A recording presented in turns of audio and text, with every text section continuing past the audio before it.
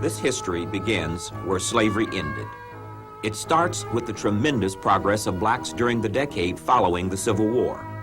Blacks had statewide voting majorities in Louisiana, Alabama, Mississippi, Florida, and South Carolina.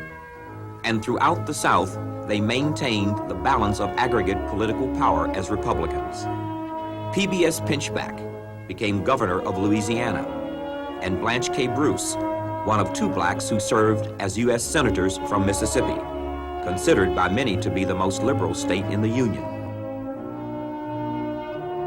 The House of Representatives in South Carolina became the first official body in Western civilization with a black majority. Black-dominated Southern legislatures created racially integrated and free public school systems and enacted social legislation beneficial to poor whites and white women, as well as the freed men and women. Under black representative leadership, the South was rising again.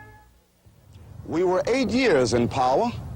We had built schoolhouses, established creditable institutions, built and maintained the penitentiary system, built and rebuilt the jails, courthouses, and the bridges. In short, we had reconstructed the states and placed them on the road to prosperity.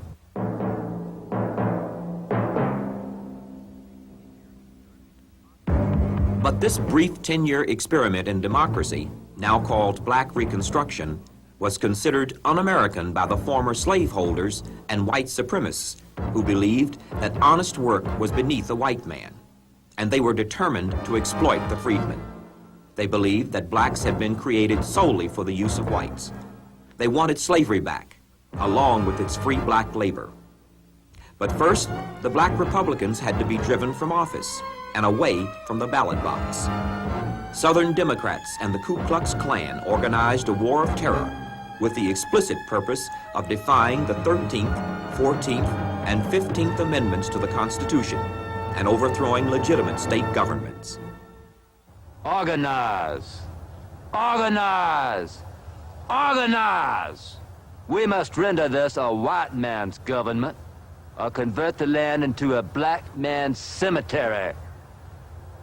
We shall carry this next election if we have to ride saddle deep in blood to do it. Black elected officials were driven from office or assassinated. By 1880, 130,000 black and white Republicans who voted against legal reenslavement, Union men, and loyal Southern whites were murdered by terrorist organizations.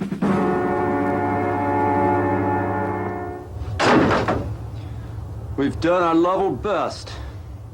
We've scratched our heads to try to figure how we could eliminate the last one of them. We've stuffed the ballot boxes. We've shot them. We are not ashamed. Undergirding this violence was the unanimous belief of Southern whites, shared by many whites in the North and West as well, that blacks were inherently inferior to whites and were from barbaric societies in Africa. They could only fit in a Western civilized culture if disciplined through slavery. Therefore, blacks had no rights that a white was bound to respect. Neither to take land from a black was considered criminal, nor to kill a black was considered murder. Southern states began to adopt black codes, laws that legally re-enslaved blacks. They could not own land, bear arms, and could be sentenced to perform free labor for individual whites for such crimes as not saying "Mr." to a white man. Blacks were needlessly humiliated. In one state, blacks and whites were not allowed to play checkers together.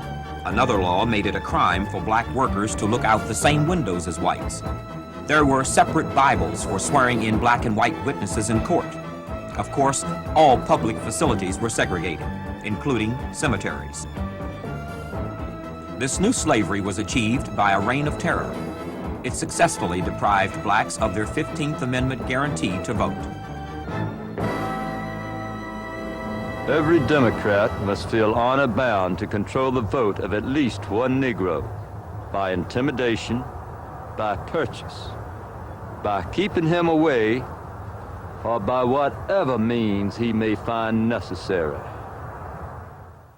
During this period, the best friend that blacks had was the Republican Party, led by two radical Republican congressmen, Representative Thaddeus Stevens of Pennsylvania, who advocated 40 acres and a mule for the freedmen, and Senator Charles Sumner of Massachusetts.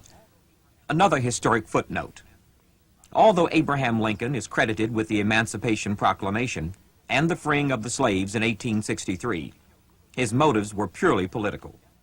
He showed little interest in helping blacks and was definitely not an advocate of human freedom, as were Stevens and Sumner.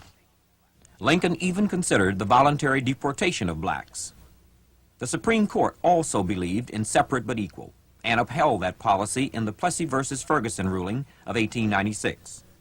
Racism was the law of the land.